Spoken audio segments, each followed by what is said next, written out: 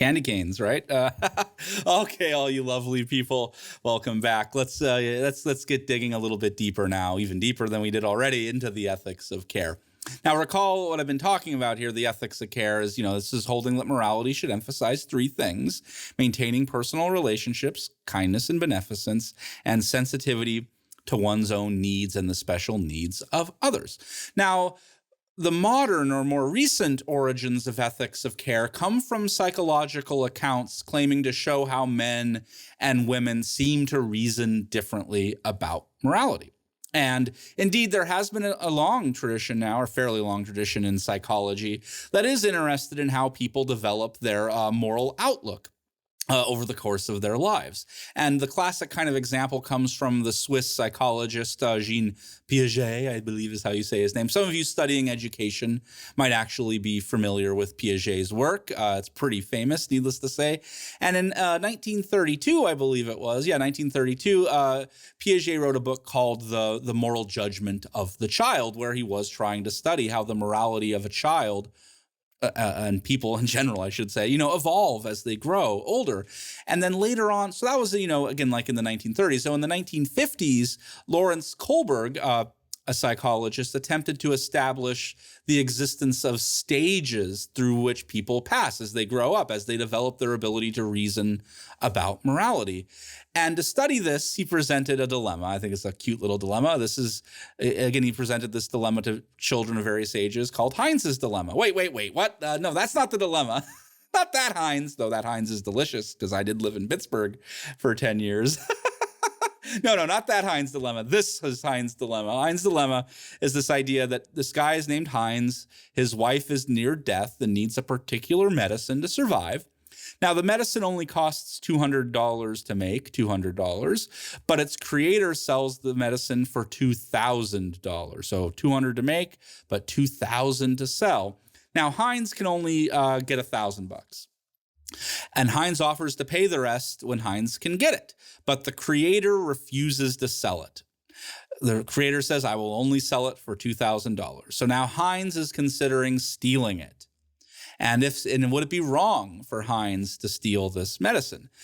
And now, so Kohlberg, that's the kind of question Kohlberg asks these children, basically, what should Heinz do in this situation? Should he steal the medicine or what?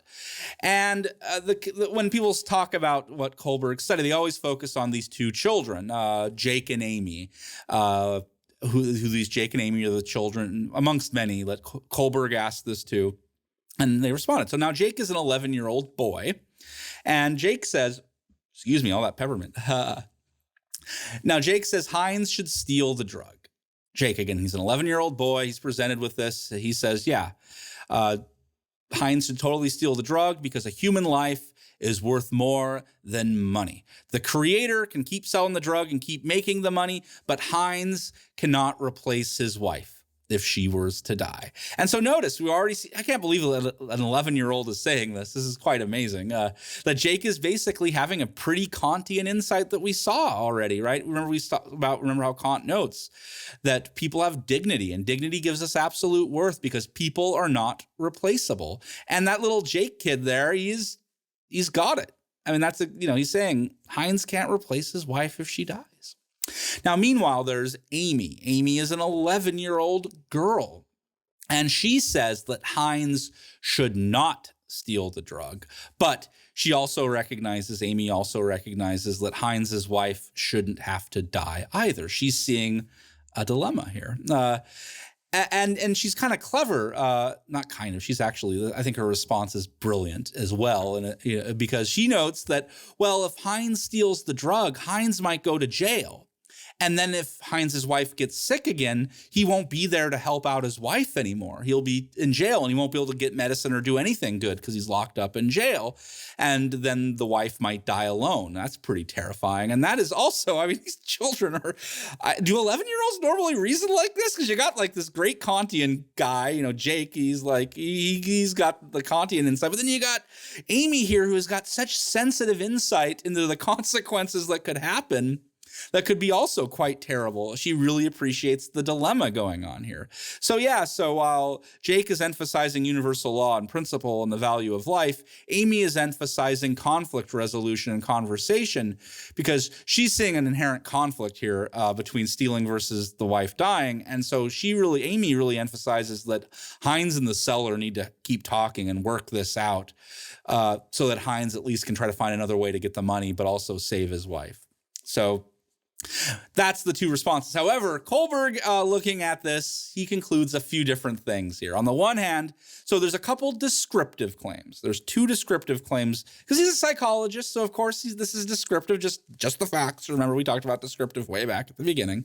And descriptively, Kohlberg, the researcher, the psychologist, he thinks, well, descriptively, it seems that men and women seem to understand this issue differently. One person understands it in terms of, this Kantian insight, whereas this girl is understanding it in terms of conflict resolution and relationships. That's just descriptive. And then another descriptive, again, just the facts that Lawrence Kohlberg, the psychologist, notes, is that it seems that as he talked to children as they got older, they also tended to understand the issue differently. So again, he sees, this is just him being descriptive. He's not, at this point, not making any moral judgments at all. He's just saying, on the one hand, it seems the boys and girls see this issue differently. And then also, it seems that as children grow up into adults, into adolescents, teenagers, adults, they also tend to understand this issue differently. And that's just descriptive psychological research. However, here's where things get a little spicy, to say the least, is that Lawrence Kohlberg also thinks there's something normative going on here. So he is going to make now a value judgment. He is going to do ethics. And his value judgment is that there is moral growth. Namely, young people do not see as well as older students do. That is, older people, older children, as they grow, they get better. So he's saying there is moral growth from inferior ways of reasoning about morality to superior and better ways of reasoning about morality. Now, that's not descriptive, right? Descriptive is just saying there's differences, and that's something you can study and verify. But what's normative, is he's saying, is that as people change, they are developing into better people. Their understanding of morality is getting better. Young people, he says, have a less good, are not as good at morality as older people. So there is this move from inferior thinking to superior thinking. That's a normative judgment, right? Now he's not only saying there's differences, he's saying some of these people are better than others when it comes to ethics. And he does know, so he fleshes out a theory of these different stages. He claims these stages exist across all kinds of cultures. And he does also say that most people, or at least a lot of people, don't reach the higher stages, the more enlightened stages. And if you look over here to the reading by James Rachels and Stuart Rachels, this is on page 157. If you look on page 150, you scroll down there a little bit. Yeah, there you go. You can see all 6 stages of Kohlberg's analysis there. I mean, I won't read it and I won't go into the details, because you can actually break this down into 3 levels, where each level has 2 of these things, but 3 levels. I think this is enough to kind of see what's going on in Kohlberg's view, because so at the first stage, when you're looking at very young children, he thinks that young children see morality as self-rewarding. Initially, children obey their parents to avoid punishments and get rewards, and later children act to satisfy their own self-interest. So yeah, we're seeing there, stage 1, it's prudent self-interest, right? Children, young people are very prudent. They're after their own self-interest. Initially about avoiding punishment and getting rewards. Later on, it's just whatever their interests have to be, children tend to seek out. So that's the first stage, looking for self-interest, basically. Now, the second stage, we see morality as loyalty and conformity to social rules. Older children and teenagers start to define morality based on their social roles that they have or relationships with each other, and they see trust with friends and family as very important. Now, later on, he does say that children become, as they learn these social rules, become more utilitarian. They start, they see morality as concerning rules and welfare for the group. So yeah, there's this progression of seeing, your relationships as important, but then generalizing it, kind of like what Mill said, actually. Not only do we care about the people we love, but now we care about society as a whole. So we're becoming more utilitarian. And then finally, in the third stage, at the third and highest level, adults begin to see morality as autonomous adherence to rules, where morality involves basic rights and justice. And so what we kind of see here is people are becoming kind of Kantian, according to Kohlberg. So Kohlberg apparently thinks Kantian is the bee's knees because utilitarianism is down a layer. So notice that's a normative judgment, right? He's making a judgment call. He's saying one type of morality is better than another. And because he's right, he set out a hierarchy. We start with egoism, which he doesn't think is good, and then we turn more slowly into more utilitarian, and then eventually as adults we ought to become more Kantian. Well, okay, that's a normative judgment. But he does think people tend to do this. So like I said, he thinks often a lot of people don't reach that full Kantian because it's kind of hard, to say the least. So again, yeah, so descriptively, Lawrence Kohlberg is seeing a progression from egoism to utilitarianism to Kantianism. But again, of course, this becomes quickly normative because he is claiming that these later stages are better than the earlier ones. And so that is, again, a pretty substantive moral judgment that Kantianism is the pinnacle of ethics, I guess. And now we go back to those children, Jake and Amy, because now we've seen not only is Kohlberg going to describe them as different, that's pretty easy, they're different, they were reasoning very differently, but Lawrence Kohlberg then concludes that Jake is more developed than Amy. I mean, wow.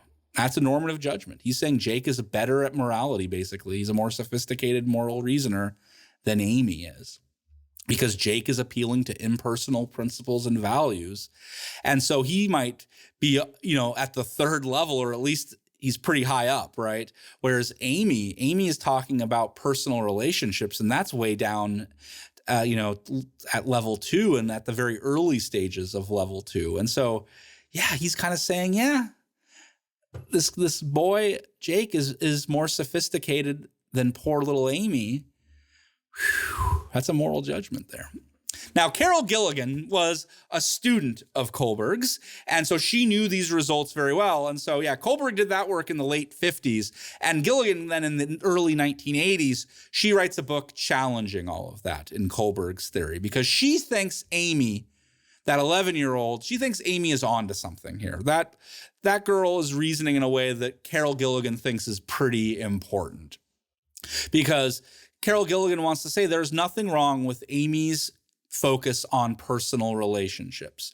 And so what Carol Gilligan does in her book is she distinguishes between two moral perspectives, or two approaches to ethical, thinking about ethics. Now, the first approach is this ethics of justice, which is the type of morality we see going on in, say, utilitarianism or in Kant, where morality is understood primarily in terms of rules that specify your obligations and rights. And then the ethics of justice is just about ordering these obligations and rights by relative importance should they ever come into conflict with each other. We've seen a bit of that.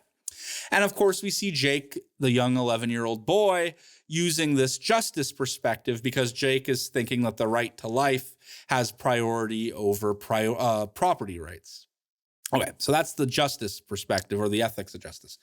And Carol Gilligan contrasts that now with what we've been already introduced, is the ethics of care. That's the second approach, the ethics of care.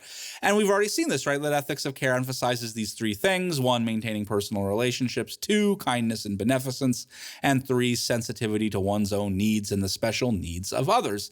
And now Amy, the 11-year-old girl, seems to be adopting this kind of care perspective, or this ethics of care, because Amy is very concerned with what can be done to sustain relationships and meet the urgent needs of everyone involved, as much as that is possible. Again, that's her more conflict resolution approach.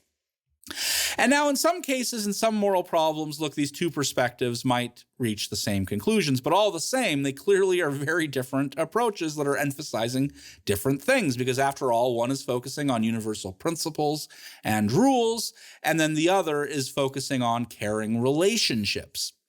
And then, in any case, Carol Gilligan proposes, again, Carol Gilligan was the student of Lawrence Kohlberg, and she's the one who's challenging him. She proposes her own idea about moral growth from the perspective of ethics of care, because the first level she sees we could call morality as self-centered, focusing only on one's own needs. And so you might notice already, that both of these views, both Kohlberg and Gilligan, are seeing that at the first stage, it tends to be something like egoism, right? Focusing on one's own interests, one's own needs, being quite prudent. Yeah, young kids are the most prudent of all beings you will ever meet. But now at the second level of Carol Gilligan's approach, however, now we see difference, because we see a morality as self-sacrificing, where altruism becomes the norm, where the needs of others are of greater concern. And Carol Gilligan thought this might be natural, where young girls, as they're growing up, are given responsibility as caregivers, as helping out mom make dinner or whatever it is, right? But she thinks that in certain families, women learn, young girls tend to learn, don't be selfish, but you have to help out the family now. And so that creates this kind of second level, again, of self-sacrifice, of being altruistic. And then finally, Gilligan says at the third level, we see morality as a mature ethic of caring, where we begin to see the importance of balancing one's own needs along with the needs of those who are close to you. So yeah, so we can put them both up there. We see two different perspectives going on here, this justice perspective of Kohlberg versus this caring perspective of Carol Gilligan.